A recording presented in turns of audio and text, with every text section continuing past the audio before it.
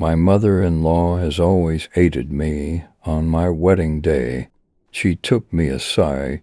He'll never be yours. I'm the most important woman in the world to him. Know your place. We went to Cabo San Lucas for our honeymoon, and when we entered the resort lobby, my mother-in-law was there waiting for us.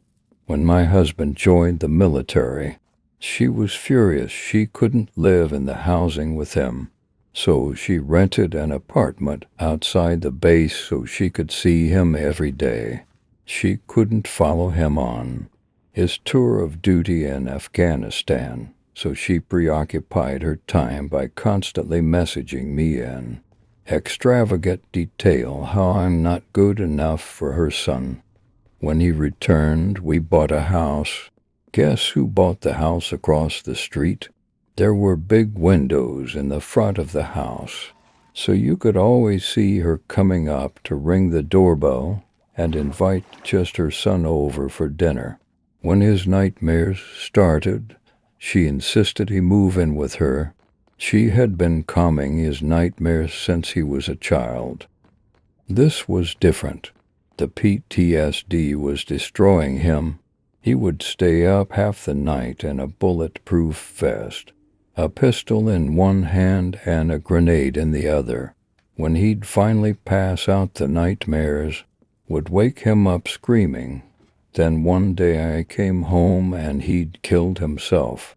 My mother-in-law insisted he be buried in the cemetery plot she bought, next to a gravestone with her name and no space for me. But I was the executor of his will. I cremated him. I put the urn with his ashes right in the living room, by the big windows in the front of the house, right where it'd be easy for her to see.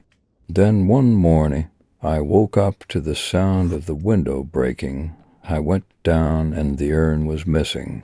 I looked out the big window across the street to my mother-in-law's house and waited.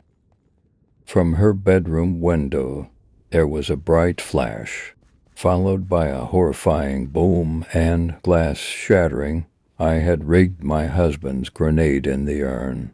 When she took the top off to make sure his ashes were there, she pulled the pin, payback for all the misery she caused me. But I think she won in the end. Now she's with her son,